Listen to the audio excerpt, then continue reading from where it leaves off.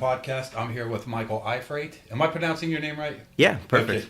Okay. Musician, theologian? Theologian, yeah. Yes, and friend. We've known each other for 3 or 4 years. Yeah. I met you through the Crofts. Mm-hmm. I think actually the very first Third Fridays I ever went to, you were performing at. That sounds right. I was trying to think of that myself, Yeah, where I actually first met you, but that sounds right. Jamboree in the Hills weekend, and I remember telling everybody that the best performance in the area the whole weekend, including Jamboree in the Hills, was at Third Fridays, and it was Michael. It's always fun to do a show that weekend of Jamboree because you can make a lot of good jokes. Good jokes. Yeah. and I really did believe that. I mean, I was blown away at that show, and then we did some music videos at Glenn's building, and I think that was how I met Glenn, our new mayor. Our now mayor, yeah. Our now mayor, and I really got to see how good you are at what you do. Thank you. So it was great. And so we are here at the First State Capitol building, and you were telling me a little bit about the building before we started, but go ahead and tell me about it again. Yeah, well, it is what it's called. It's when West Virginia was newly a state, and they were trying to figure out where the Capitol was going to be. It was in Wheeling for a time, and this building was the Capitol building, and now it's owned by a really lovely couple, the Cassidys, Pat and Mary Ellen, from Wheeling, and they've restored it. There's several offices in here. Pat's law firm is in here. West Virginia Public Radio is downstairs, so the Northern Panhandle branch. So Glennis Board has an office downstairs. And I'm blessed to have been given some office space too from the Cassidys to do what I do with an activist group that I work with, Catholic Committee of Appalachia. That's awesome.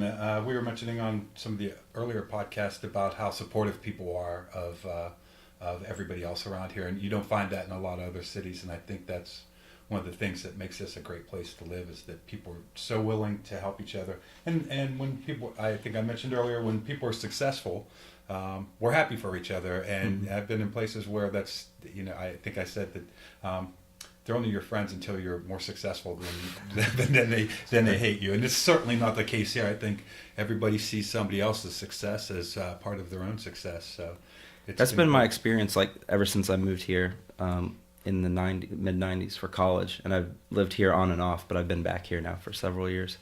But it's been my experience all along.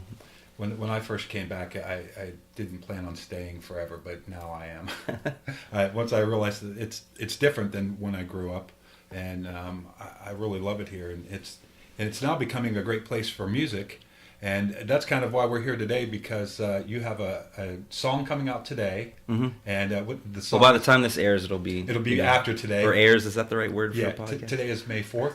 May the 4th. May the 4th, yeah. Yes. So, and the song is "Get Behind Me." It is, yeah. Yes. And I had a chance to preview it, and it's a great song. Thanks.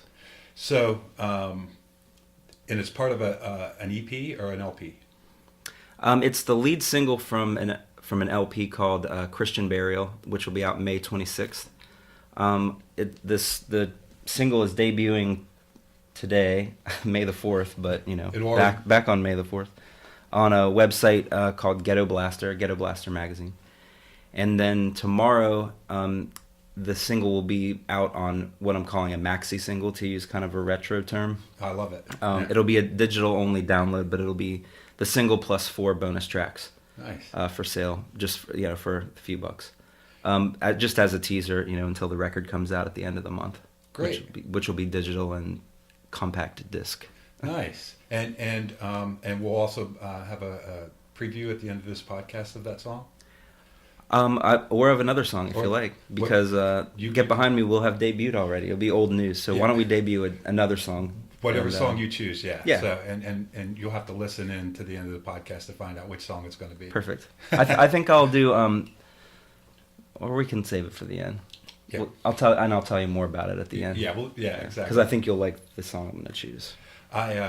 You sent me a preview of some of the tracks, and last night, I think maybe all of them, but it was the second to the last edit, and I loved them. They were great. And thanks. I've seen you perform a bunch of times, mostly by yourself, so that was great to hear you with. Was that recorded with a live band, or did you play? I know Josh played a lot of the instruments on his EP. It was played with a a band of friends that I've been playing music with for a long time.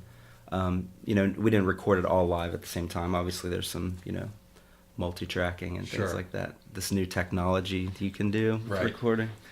So this band that's on the record was a lineup that I put together really back in like 2004 when I was living in Morgantown. It was friends that I've been playing music with now for almost 20 years, if not, about 20 years. Wow. In different bands. Some members of an old band I was in called the Minus Tide, and some other people.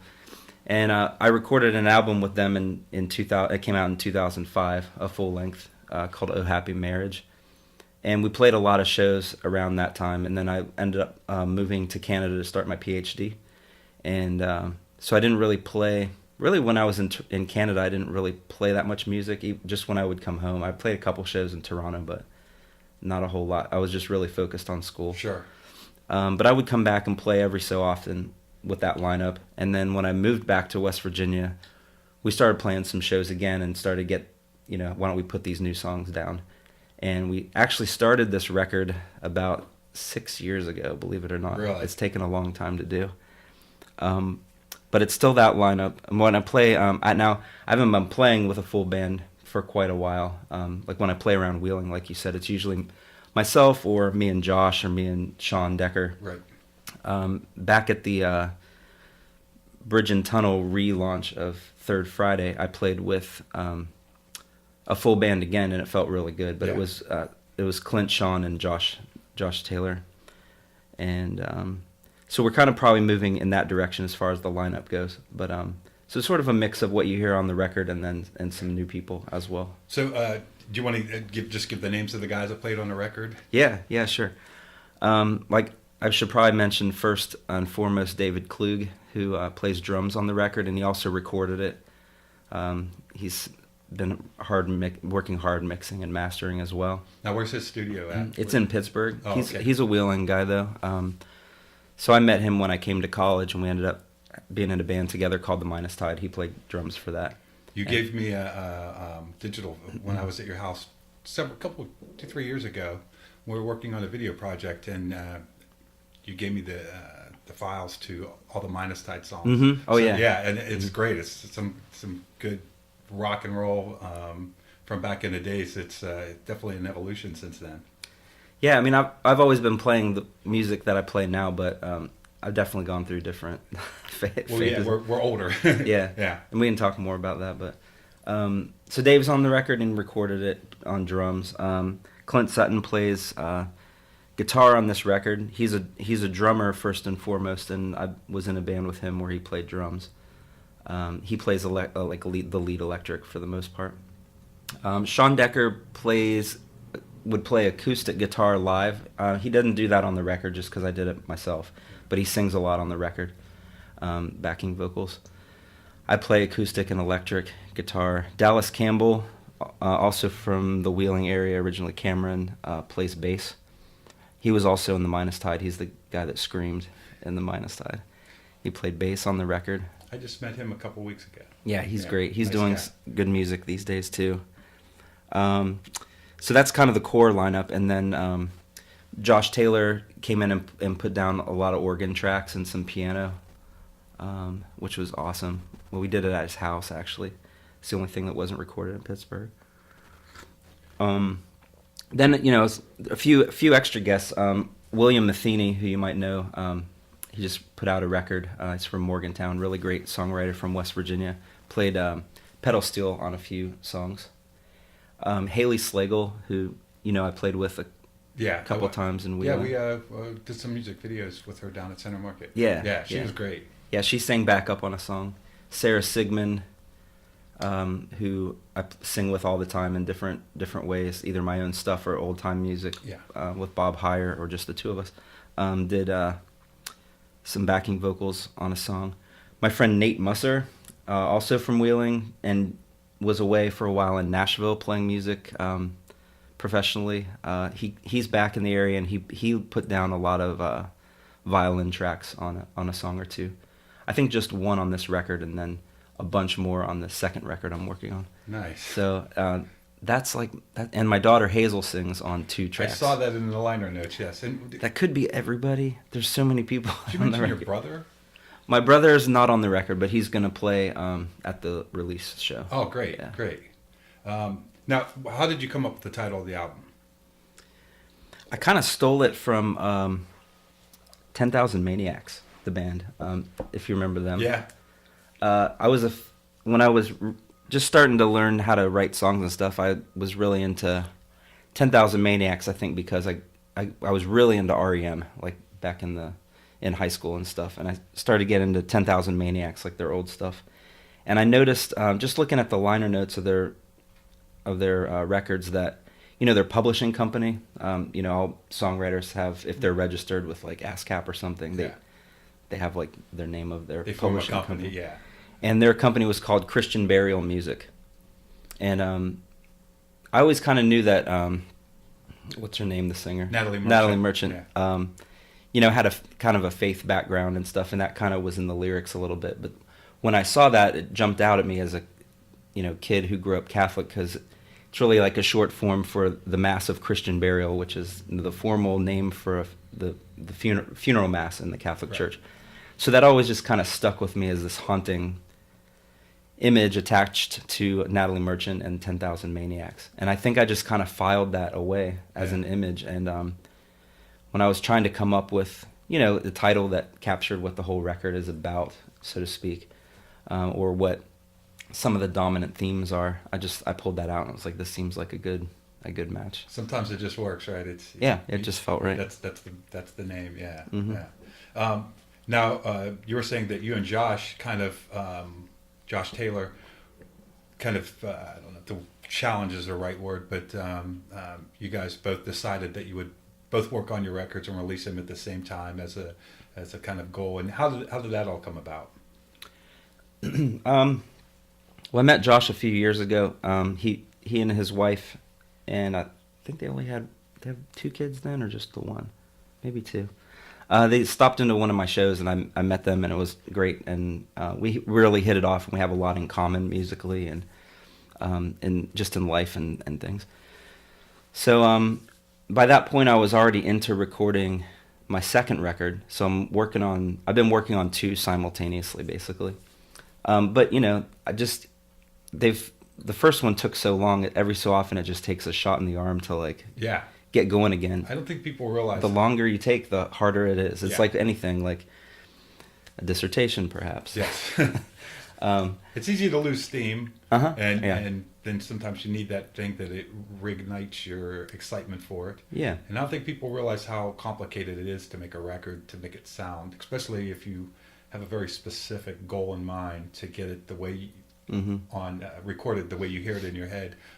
It is a laborious process. Yeah, and if you don't quite have the people in mind that can help you do it, then you kind of just wait and see how it unfolds or how you can solve that problem in other ways. But the more I got to know Josh and connect with other people, the more it seemed like I should be at a point where I should be wrapping these up. And Josh has had songs piling up for a while. And people that listen to his podcast with you heard a little bit about his career and how coming to Wheeling was an opportunity for him to really focus on his own songwriting. Absolutely. And as a solo artist. So we just kind of got to talking. We were like, what, Michael, why don't you let's wrap these up. And, he said, I'm going to get together some songs for an EP. And we said, well, why don't we just kind of pick a date and do a double album release for both of our records, and then that gives us a deadline, and not just individual deadlines, but a deadline that we kind of share. Yeah. And we can kind of be on the same timeline, and so we kind of have checked in with each other the whole time and compared notes about, You're going through it together. Mastering process and just pressing companies and all that stuff. Because frankly, I haven't done this end of things in a long time. Yeah. I've put out some things since, like the Minus Tide records, but they've usually been singles or EPs that I've put out on the internet, like on Bandcamp or something, and just uploaded them. But I haven't had to deal with the pressing part of anything in a while, or submitting things to iTunes and all that new stuff the kids want. Yeah. So Yeah, as much as it's nice to have a CD, some people, they don't even have CD players anymore. yeah, They yeah. want straight digital. The physical, a physical release is always important for me though. Not, I wouldn't say always, but for much of the music that I really like, I want to have a physical copy of some kind. I agree. And It's great to see that vinyl's coming back for that same reason. The the audio quality is much better with vinyl as well, but I think people like to have that physical album to look at while they're listening to the music, and it's nice to see that that's coming back. But I don't have the time to mess with albums too much. Unfortunately, I wish I did. So I mostly listen to things digitally anymore. yeah, they weigh a lot too for moving. And, Yeah. Yeah, I helped my friend Jay when he moved to Chicago in a third-story walk-up, and he had crates and crates of LPs, and it was murder. Mm-hmm. So the date of the release party is, and we'll mention it later on in the podcast. Yeah, Saturday, June 10th. Saturday, June 10th. It'll be at Towngate Theatre. Towngate Theatre, which we're super excited about. That's going to be a great place to see you guys. It's a nice room. I've wanted to play there for a while, and we were just trying to think of where do we do this. It's like, well, let's just ask them if we can do this and partner in general with the Bridge and Tunnel Collective on some other shows. And so we have a couple things scheduled, and I think it's going to be a cool partnership and a cool room to hear music in a different way, you know. I agree.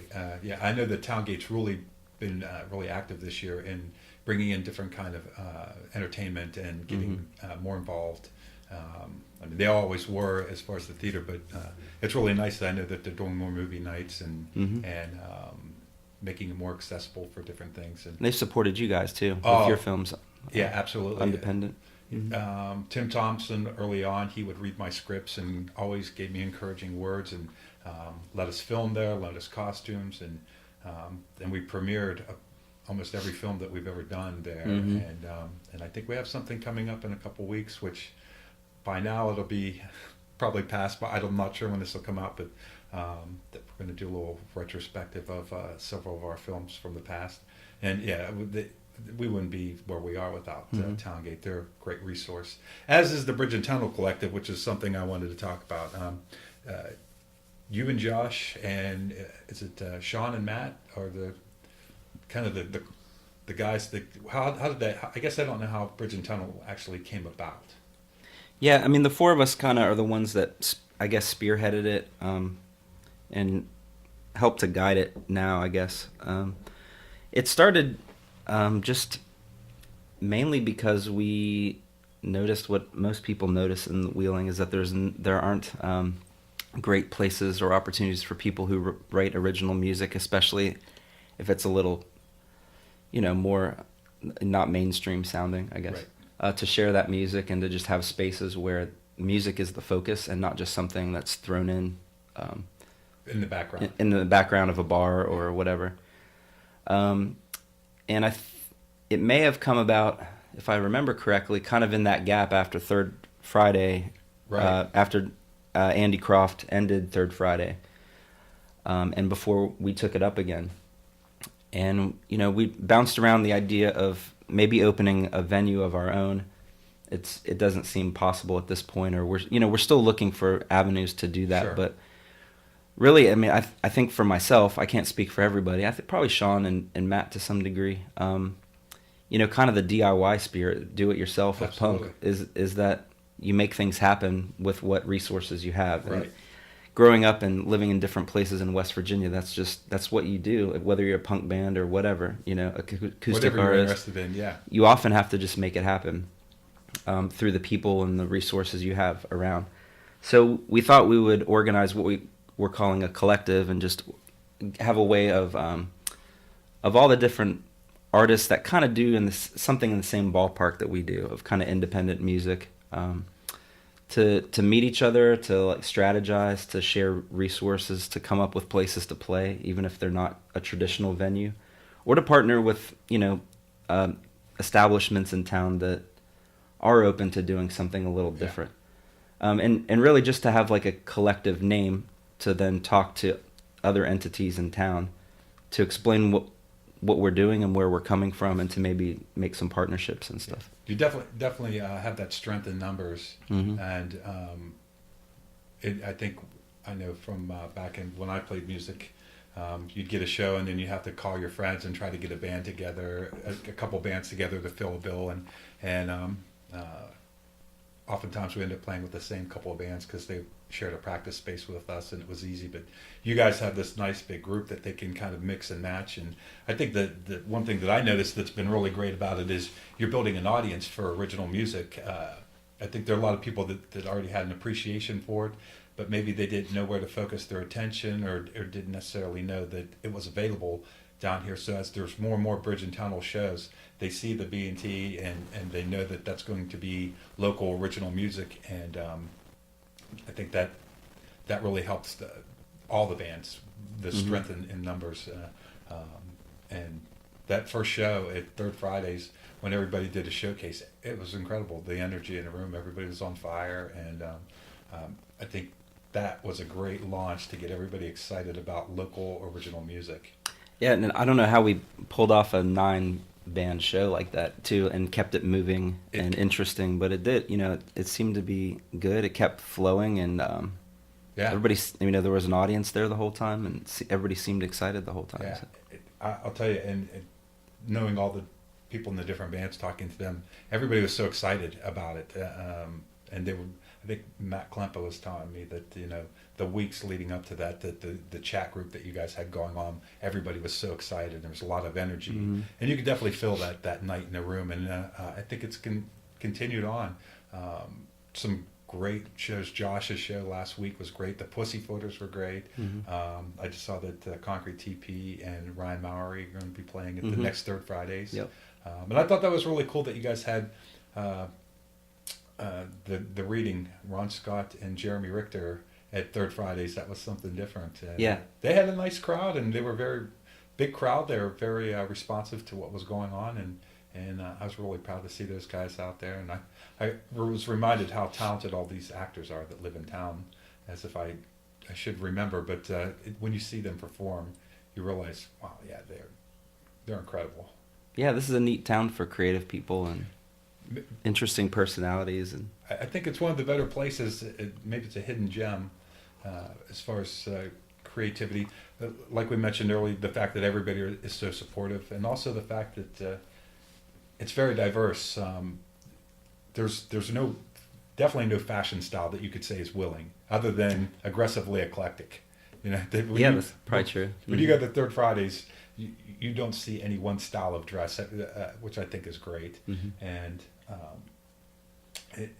it's just a really good place. I know for the podcast and for the movies and everything, I've been very lucky to have so many people easily support us. And people of all ages. I mean, it's not limited to a 5-year age span or something. Right.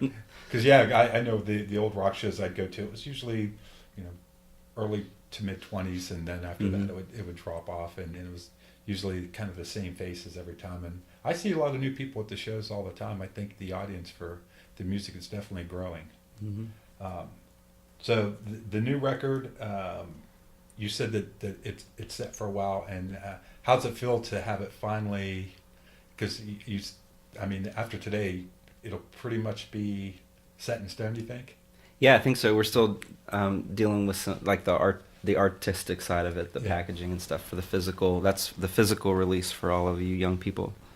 But it feels great to have it done.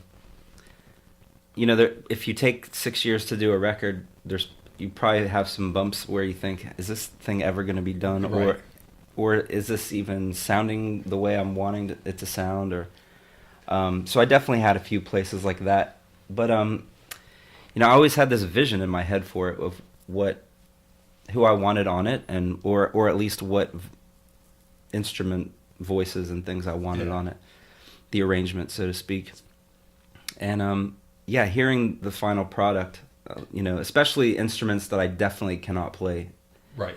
A little string section, that Nate put on it, or pedal steel guitar and stuff, where I knew I wanted that on the record, and it was in my head. But then once people gave their gifts, for the record, and to do their thing on my songs and to make them how I wanted, it's really moving to get sappy or whatever. But when people contribute to it, Sure. a thing that you're making like that, it feels really good, and just I'm really grateful to everybody that was part of it. Yeah. And that is still a part of it. I can appreciate that, because I know sometimes I look around the movie set and I'm like, wow, all these people are here, and to support something that I've wanted to do for a long time. And then I had a revelation when we were filming The Static that Sue Beth Warren, I said, do you mind if we do a couple more takes of this? And she said, I'm having a blast. I've always wanted to be in a movie. And then I realized, oh yeah, they're helping me out, but they're not just here begrudgingly. And I'm sure that, like, the guys that are playing on your album, they're even though they're helping you out, they're also having a lot of fun being able to perform on your record and to work with you. So it's kind of a nice one. It's a mutually beneficial situation. Yeah. I would think it would be. So one of the things that you and I have talked about early on was our love for the band Fugazi. Mm-hmm. And we had this history, I think, I'm a lot older than you, but when we were younger, of just being interested in punk music in general. And I think you were the first person that told me about Willing's punk scene, which I think happened while I was living in Dayton. And there was actual punk clubs. And what were some of the bands that you were in back in the day? First one in college was called Hawthorne. That was the second name we came up with, but that we were around for a few years. Toward most of college, it was a 4-piece. Clint was in it, and I still play with Clint. He played drums. Our friend Jake, who now lives in Boston, and our friend Sean from Cleveland. And we all, with the exception of the three of us, with the exception of Clint, met at Wheeling Jesuit when we were freshmen, and formed this band. It went through kind of more of an acoustic phase at first, and then it got harder and harder, and just played a lot of shows on campus and in town, and hooked up with, that was kind of, I had known some of the Wheeling bands from when I started bands in high school, like a band called Bala from a bunch of kids from New Vrindavan. And so I think coming to Wheeling, I knew about some of these punk bands and just kind of wanted to get in on it. Yeah. So we formed this band and started playing some shows around in Wheeling. And at that point, I don't think there weren't really any clubs, so to speak, that did it. It was, it was all DIY, like community hall shows. There was a place called The Hangar, which I never got to go to, but I always heard about it when I was in high school. But by the time I got to Wheeling, it had closed, but I guess some legendary shows happened there. Yeah, I think on the Fancy Pants podcast, they were talking about The Hangar, and it sounds like we missed out on some pretty good shows. I know Sean Decker would have been at The Hangar for shows and stuff. So, toward the end of college, overlapping with Hawthorne, there's another band we started. I started it with Sean Decker was in it, Dallas Campbell, and a guy named Mike Sneeringer, who is from D.C. and has gone back to D.C., or he's in Philly now. He's played in a bunch of bands. He was just on Conan the other night. Was he really? Yeah, I think it was Conan, one of those shows. Wow. Yeah. But that band was called Killed at Camp, and it was probably closer to, we both love Fugazi. Fugazi was a big influence on that band. But kind of just weird, messy, eclectic, artsy punk, I guess. Yeah. Some screaming and some singing. And then after that was The Minus Tide. The Minus Tide, yeah. And that's the band that I think I hear about the most from back then, is The Minus Tide. And that was you and Sean? Me and Sean, Dave Klug, Dallas Campbell, and Roseanne Tucker. So It was a 5-piece, 2 guitars, keyboard, bass, drums. And it was, the band just kind of got heavier and heavier. This was like, for lack of a better term, metalcore. Yeah. And we kind of, some of us were pretty into metal of different kinds. I wasn't so much, but we had this idea to start a new band. It was going to be kind of a joke band at first. Right. Let's start a metal band, and wear black nail polish and stuff like that. Yeah. And the first name of The Minus Tide was Blood Everywhere. So it gives you an idea of kind of where we were coming from. But the more we wrote, it was less of a joke. It was like a real band that we did. Yeah. But it was definitely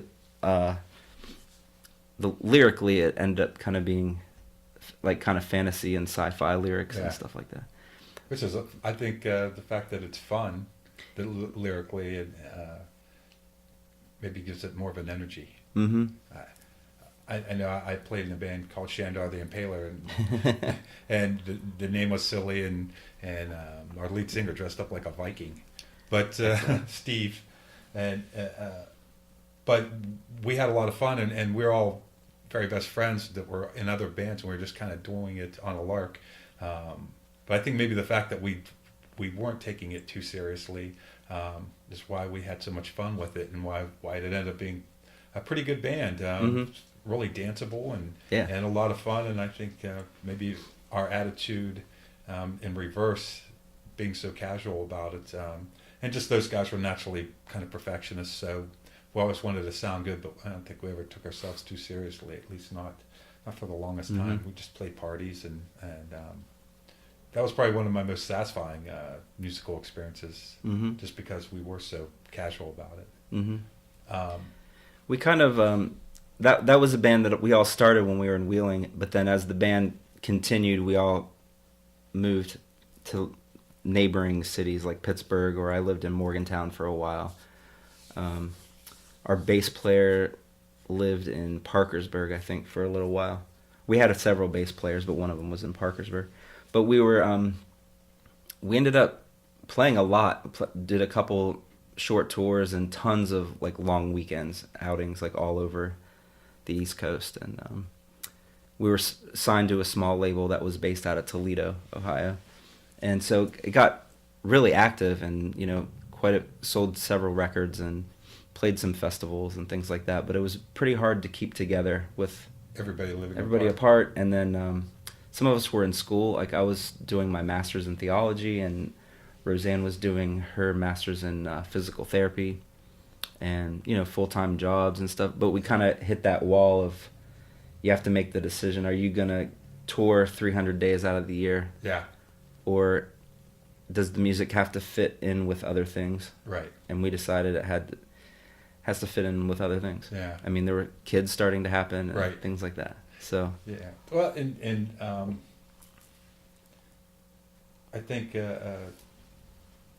everybody seemed to land in a good place. You mentioned earlier that you came to school at Wheeling Jesuit. Where are you originally from?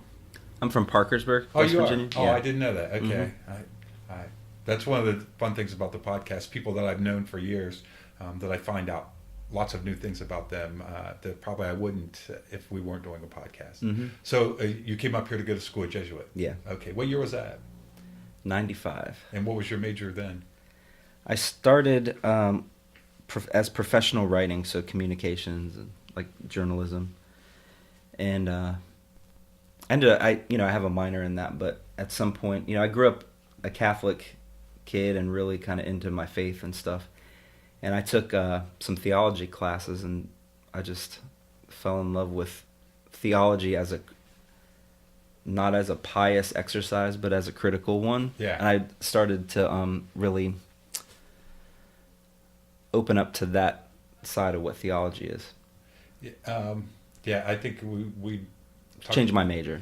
Changed your major. And I think we mentioned the term liberal Catholic, or what? How was that termed earlier when we were talking? I think we said lefty Catholic. Lefty Catholic, yeah. and liberal's too tricky of a word. It is. Yeah, lefty Catholic. Use in any sensible way. Yeah, that's right.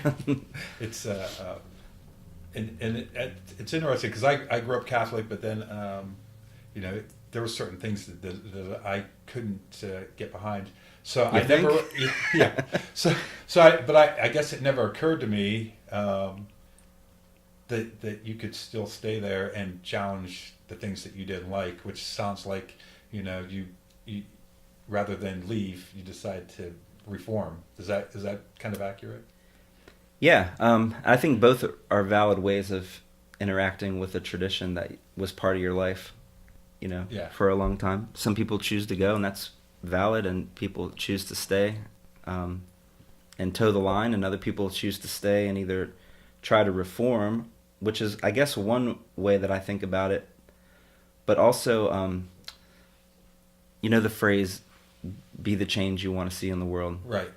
You could also say be the church you want to see in the world. Right. So I kind of have this approach of staying connected to the Catholic Church, working for reform in some ways, but also just doing things the way I want now anyway. Yeah. Insofar as I can. So that means, maybe getting a group together outside of a parish type centered community. Right. I don't belong to any Catholic parish, but getting a group together that meets every so often for Mass. Yeah. Outside of a parish where it feels more organic and more part of life and less institutional and less upper middle class, right. SUV driving family. Not to be judgmental, but I don't feel at home really in very many parishes. But yeah. I think Catholicism is such a rich, diverse tradition that the parish isn't where it's at all the time. I mean, there's religious orders, there's the Catholic worker movement, which is anarchist Catholicism. Yeah. There's a Catholic worker house in Wheeling now, which is amazing. Yeah. But you can kind of use this tradition and have it take forms that that meet you where your life is. Yeah. And it's not just like creating something out of nowhere. You can usually find a thread of these traditions back very far. So I learned when I was in college, I learned about liberation theology and the Catholic worker movement, and that's all I needed to feel, I could stay at home in this tradition. Yeah. But in these kind of minority, obscured versions of Catholicism, but that there's validity to them because there's a history there. Right. If that makes any sense. Sure. That you're not the first one that came up with the idea, and that it's got a tradition, and I think it's great that you're aware of the tradition, and that you're keeping it alive, and that you're finding a way to keep your faith and still be true to yourself. Mm-hmm. Which is, I think, the most important thing is to whatever your belief system is, it should be your actions and what you believe should feel pretty honest to who you are. Mm-hmm. And I kind of figured mine out about 10 years ago, and now I feel better about it.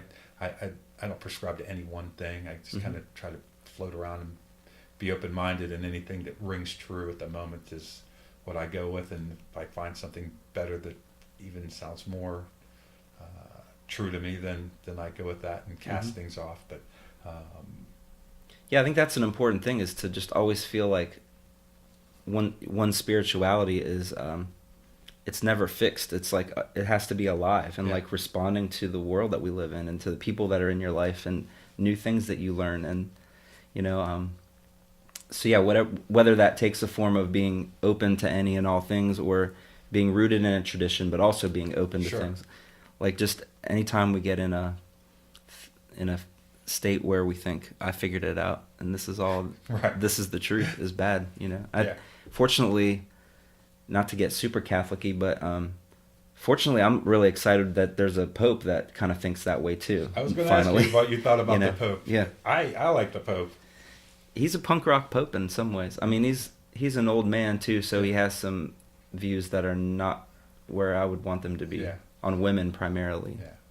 But he's definitely miles ahead of, I think, the past popes as far as. For sure. Yeah, I know that somebody was telling a story that they were at the Vatican and there was an old man working in the garden, and they walked away and they're like, yeah, that was the Pope. And he was out there in regular clothes, whatever the friars, I don't know the terms well, but he just looked like one of the regular guys out there and in the garden. And I think it's great that he doesn't do a lot of the superficial things that the previous popes did, and I think that's great. I think he realized that. Maybe I don't even know that I don't really know much about the Pope, but maybe it's not even that he realized, it's just who he is. And so good for the Catholic Church to pick him.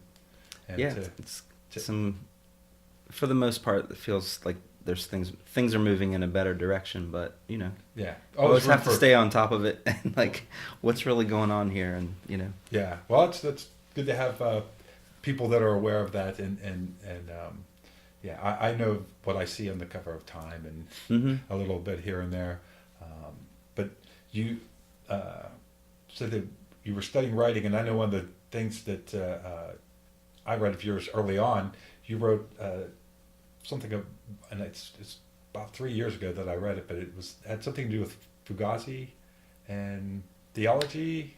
Oh yeah, I had a book chapter it was a book called excuse me, Secular Music and Sacred Theology. It came out maybe 4 years ago, something like that. And I had a chapter in there. It's a multi-authored thing. And it was a book that came out of a blog that I was part of called Rock and Theology. And it was started by a theologian at Fordham University, a friend of mine, Tom Bedoin, who's a bass player and a theologian, well-respected Catholic theologian, but plays in bands and stuff. And he and some kind of buddies he went to school with who were also musicians and theologians started talking, and they're like, what's up with that interaction between kind of doing academic theology and being in bands, and how those two worlds interact? And somehow I stumbled on this blog, and they were interested in new contributors and stuff. And I had met Tom before, but this was a way to kind of reintroduce myself.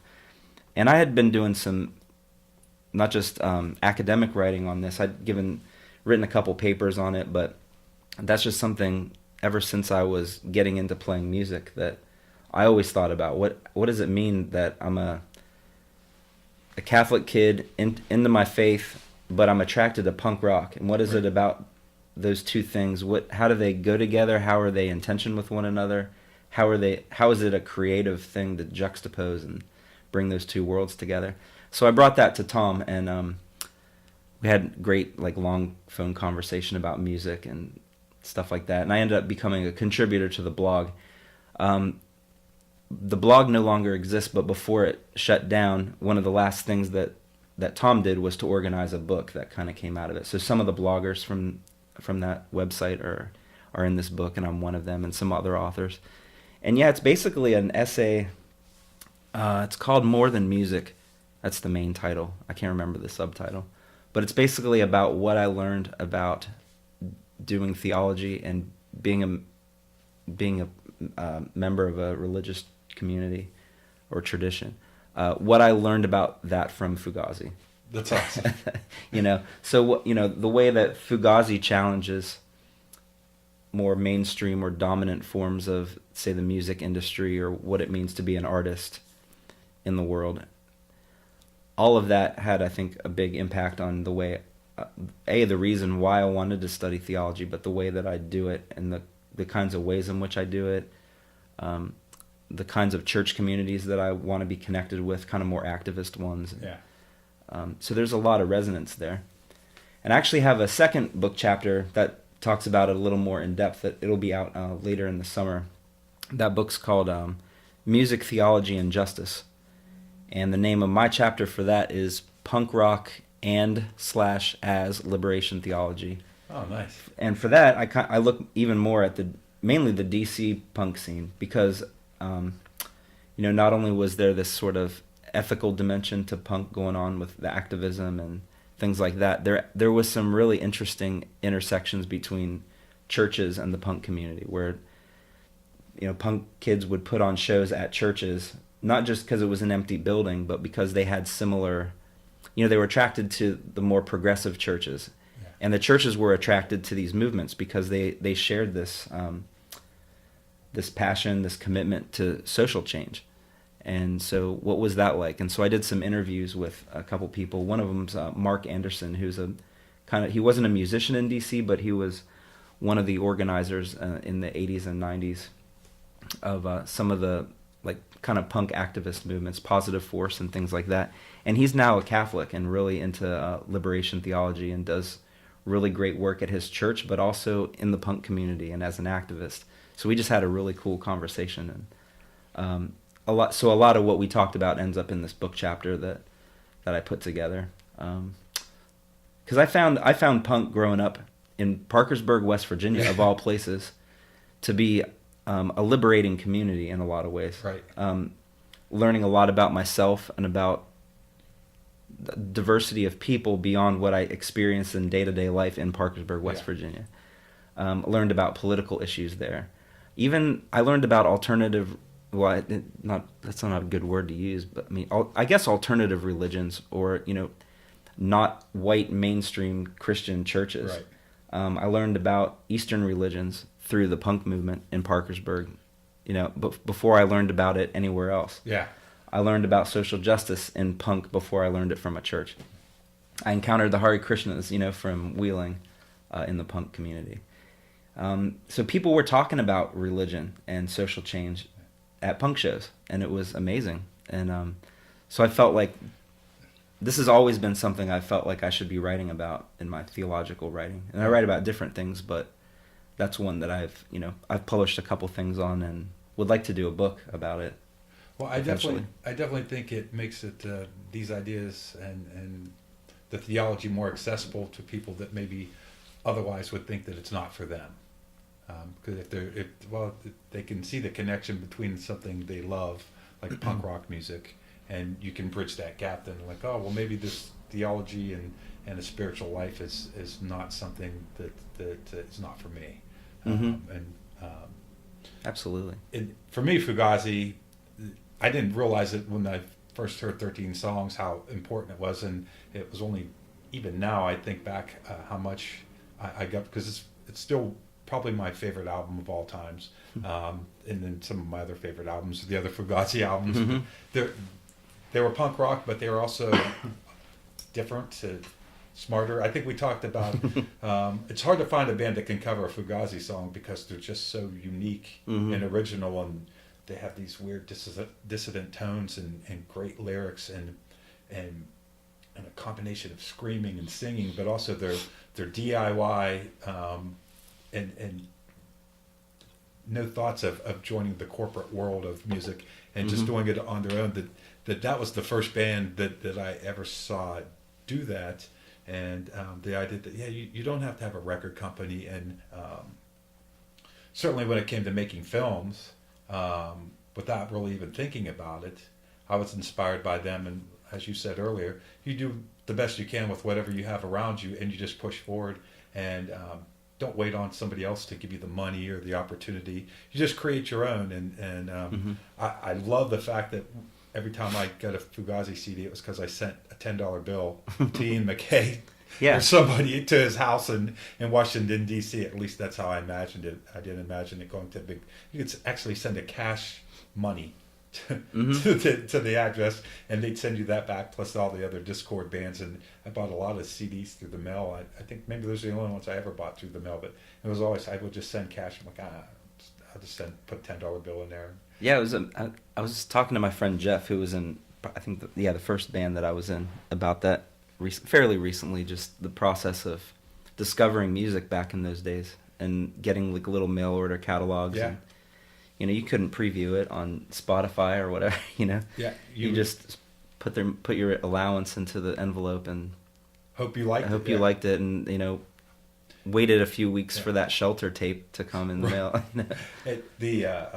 A lot of times, if you liked the label, you kind of trusted that whoever they signed, whoever's on the label, was a band that would ring to your ear, because it would whoever was picking the bands had a similar taste to you. And not always, but most of the time they did. And I always liked the Fugazi shows because you'd pay $5, and it was never more than that. And I know the first time I saw them was at an electrician's hall. It was the only show I ever saw there, and fluorescent lights, they didn't turn them off. There was no stage show. Place was packed. It was one of the best shows I'd ever seen, and I just kept thinking, wow, they're not turning off the overhead lights. It's bright as hell in here. And then once they started playing, you totally forgot that you were in an electrician's hall. You're completely fixated on the stage. And these guys whose albums, it was probably several years after I first heard them that I actually got to see them. These guys that I worship, they're like 3 feet away, and they're just regular guys, and they're in a van, and they're standing right there. And it was a completely different experience for me, because everybody else that I really admired before that, if you go see them, might be at an arena, and they were untouchable, and it definitely changed the way I look at art. Oh yeah, that, and well, I mean, the lights thing reminded me of the Minus Tide played a festival with them in Harrisonburg, Virginia, at JMU, the Mac Rock Festival. We played earlier in the day in this big gym. They had several shows in the venues each day, and we played earlier in the day during one show, and then there was a break between the shows, and then Fugazi was the headliner of the later one. And somehow they wanted I think Avail was also playing in that show. So some of the bigger bands, of course. In between the two shows, they asked everybody to leave the gym and come back with your wristband through the door. And somehow a few of us in our band kind of snuck through the back door and just hung out while they were setting up. And they did the thing where they have all these big colored lights and stuff, and they were like, no, that stuff's gonna have to come out, and we just want the plain white lights and stuff. And it was a similar feeling of they don't want any of the typical rock star filters between themselves and the people, or they don't want interference from people that will disrupt the space as a positive space. Right. So another show I saw them in Charleston, West Virginia, and it's one of the classic examples of some guys like trying to be tough in the front and doing stage diving and spitting on people, and Ian MacKaye just stops the song and grabs the guy's shirt and pulls him up on the stage and was like, "Does anybody in the crowd have $5 on them so I can give this guy his money back?" Yeah. And all these $5 bills shoot into the air, and he takes one, and Ian MacKaye himself jumps off the stage with this guy, hands him the money, and walks him to the back door. Wow. We're just not having that here. Yeah. That's not what punk's about. It's about creating a new world in these spaces. I think that's a pretty romanticized version, but I think that's what ultimately it's about. It is, and I think having a very specific idea or goal in mind and sticking to it, and a certain ethic behind it, and it's so hard because the world wants you to bend and shape to what they want you to be for success, and to say that's not how I see things. Either it's not all about the money or whatever. I know for me, with filmmaking, it's 49% making a great film, and it's 51% having fun making films and giving people an opportunity to do something outside of their normal life that they've always wanted to do, or if they've acted in films or on stage before, to give them an opportunity to do something that they really enjoy. And to me, that and giving people an opportunity and making a great film is far beyond making any kind of money or any. I mean, it's great to get any accolades, and we've had a lot of love from the city, but those things are kind of subsequent to seeing the smile on people's faces when we're on the set, or when we sit around a table read, and people that have never done a movie before, and they're just so excited to be involved in the process. That to me is what I live on.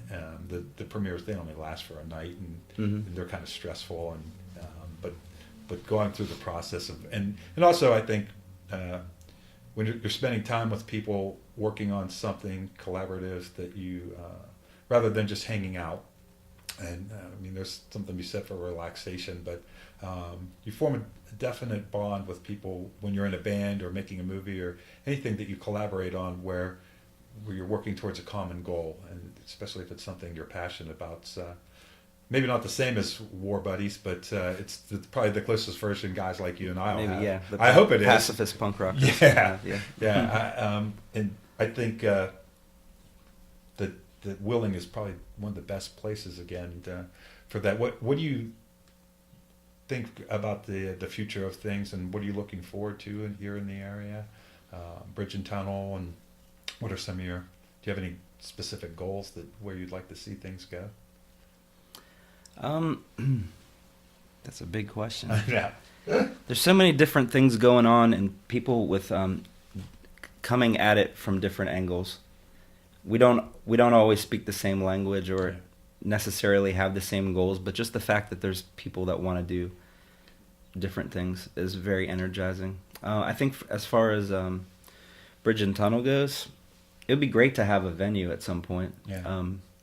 And we've had conversations with a few people about that, but I think just when the time's right, something like that could happen. Whether it's us or some other, person who who sees that need in the city as well. That'll happen at some point when the time's right. I think when you get that critical mass of an audience that can support a venue and also find the right person that can really take that on as a passionate project, Mm-hmm. either as a business or just as a project to really make it work. And it'll be great when the time comes. I'm excited about working with Towngate. I think there are a lot of bands in town, and we all kind of have our own niche or an audience and kind of preferred types of shows. But for what I do, and probably for what Josh does, Towngate's a great space. I mean, it's for sitting and listening, and it's very focused. It's very focused, rather than a bar. Yeah, and I've done both and like both sometimes, but it's just it gives another space to do for people who are different to do what they do and be comfortable and to have it work for everybody. And we've done some shows up at my church, which is a smaller, intimate venue. And I think one thing nice about the model that you guys have now, where you play different venues, is that you have that option for maybe somebody that's a little bit more intimate and just getting started out to play a little show at the church, and then have the goal of playing a show at the Towngate with a full band, and to have the Third Fridays and Willing Brewing, and some of these different venues of all sizes, and they all have their own kind of atmosphere that you can find a good combination of bands that fit. So you can go from playing a solo show at the church to playing on the stage at Towngate, and that gives you a wide variety of doing what you do. The thing that I'm really excited about, and we kind of touched upon this at the Show of Hands, I think afterwards, I thought it was great that Independent Films and Bridge and Tunnel, we were competitors, but we all wished each other luck, and one of the things that we talked about is that we would get together and maybe work on some music video projects. And that's kind of what brought me down to your office today. Is when we get done with the podcast, we're going to be collaborating on a music video for Get Behind Me. Yeah, okay. I thought that was a song. And and I hope in the future that all the other people, and I think it will happen, will start collaborating together and bringing their different talents together, and I hate the word synergy, but that's kind of what it is. Where I've been looking for a really easy compared to doing a big film project, and you want a music video and a simple one at that. A simple one, yeah. And so it's kind of we're both getting something that we really want to sink our teeth into, and I'm looking forward to our conversation off record that when we plan this thing out, and I think that's maybe going to be the biggest thing that Willing will be known for, is just everybody pitches in and helps each other out, and you get this great mix of all these different artists all working on projects together and supporting each other. Yeah, it's exciting. So the date of the release party is, again, June 10th, Saturday. June 10th, and it's going to be you and Josh. Both of us will have a full band. Okay. And my brother Andrew Iafrate, is coming from Louisville, Kentucky, to play a set as well, and to be in my band, I think. Oh, nice. Yeah. Anything else that you want people to look out for as far as the music? Check out the Get Behind Me single. May 26th, the full record is out. It'll be, like I said, at all the major digital outlets, I think is the term used, and I'll have some CDs too. Might do some other merch for the show. Not sure yet. Developing some things, but I alluded to this earlier that this record took so long to make that I actually wrote a new batch of songs and started recording them at the same time. So that record is actually almost finished in the sense of the tracking of everything. So this record will be followed fairly soon by another one that I'm excited about as well. Do you have a rough idea of the release date or title or anything that you can give us? I was originally thinking December, but maybe early next year. Yeah. The title is Non-Substantiation, which is a song that we did a video for. Yeah, and I'm hoping once we get closer to that record release date that those sessions will finally see the light of day, because that was fun to do. That was fun to do. In a beautiful space. Yeah. That was great for Glenn to open up the building, and that was a fun day. That was a long day. It was. Yeah. We did 3 songs, Mm-hmm. 3 different locations, and 3 cameras, and me. Mm-hmm.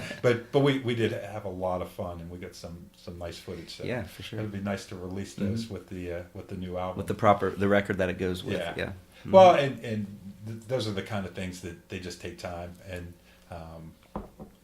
the more the older I get, the more when it comes to art, I'm inclined to sit on things until the time is right, and instead of rush through to get it done, because that's always been more my natural inclination is I want to get it done and move on to the next thing, and now I kind of think, well, maybe it's not ready to be done. And If I've discovered that too, whether it's an individual song or a record, like things kind of organically develop. You know, when you're in high school or college, you sit down and you could write a song like in an hour, and I usually I let words just bubble up in a way, you know, like in my day-to-day life. You know, I might have the music all there, but I'm still working on that third line of the first verse, and I have like all the rest of it there, but like I just don't force it, you know, don't put words in there that are just taking up space. Yeah, and I always tell the guys as they're starting to direct, and just my philosophy as a director is I don't always know what I want, but I know what I don't want, and so if it's not there,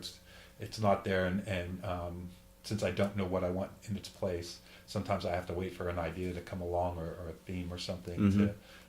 Or see a piece of footage in the case of filmmaking that I'm like, oh, that's the part that it needed, and it's good to know that. I think as you get more and more, you've been playing music for a long time, so as you get more and more into it, you definitely get more specific about what you want and don't want. Mm-hmm. And Absolutely. I've enjoyed your music, and I'm looking forward to the album, and what you shared with me last night was great, and I only got to listen to it one time, kind of as I was getting ready for bed, because I got home a little late, but I plan on listening to it this afternoon when I get home, and Cool. I'm sure by the time this podcast comes out, people will have listened to it. So what song are we going to, I'll let you introduce at the end here, what song we're going to end with? I thought, since Haley and did some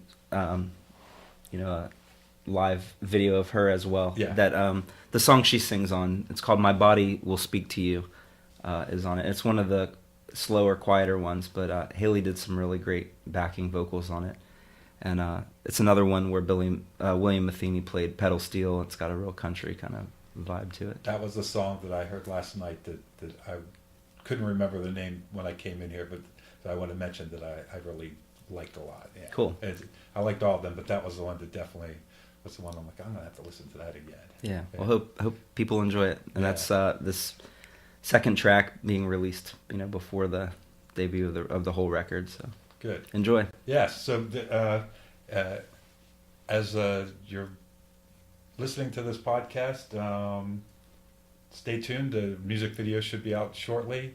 Maybe even we'll release the music video at the time of the podcast. I'm not sure, but Mike, thanks for being on the podcast. Yeah, of course. And everybody, enjoy the song. Give the title again.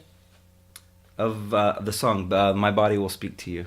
Great. Yeah. Thanks, Enjoy. Mike. Thanks.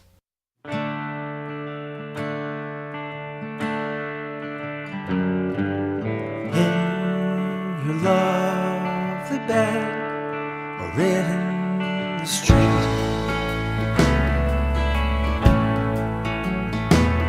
my body will speak to you.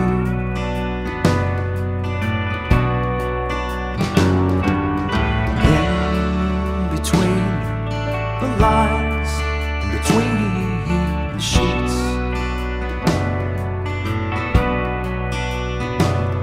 my body will speak to you. My body will speak to you, despite what my words will do. The tangible traces, the truth. My body will speak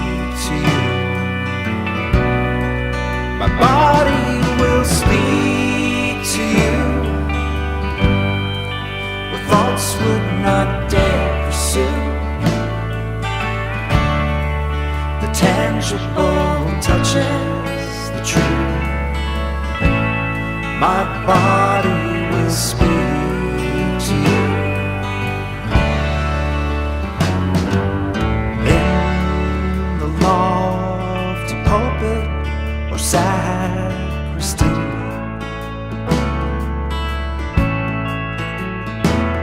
my body will speak to you.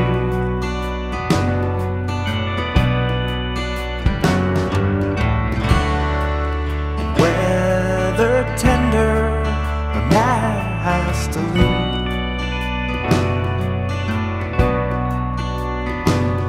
my body will speak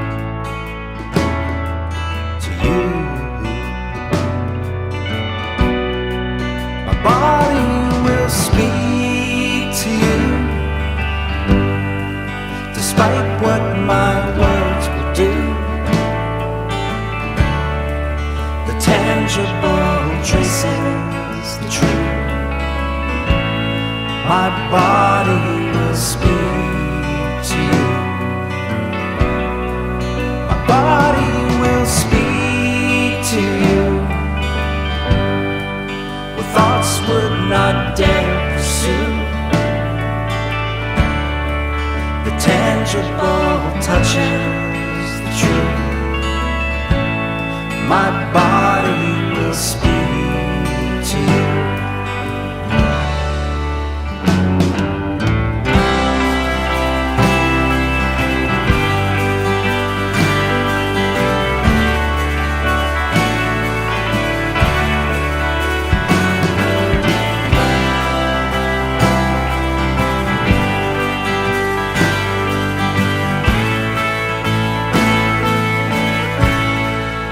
This is my body.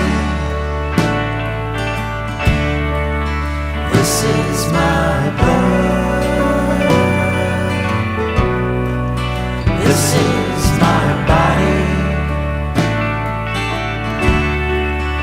This is my blood.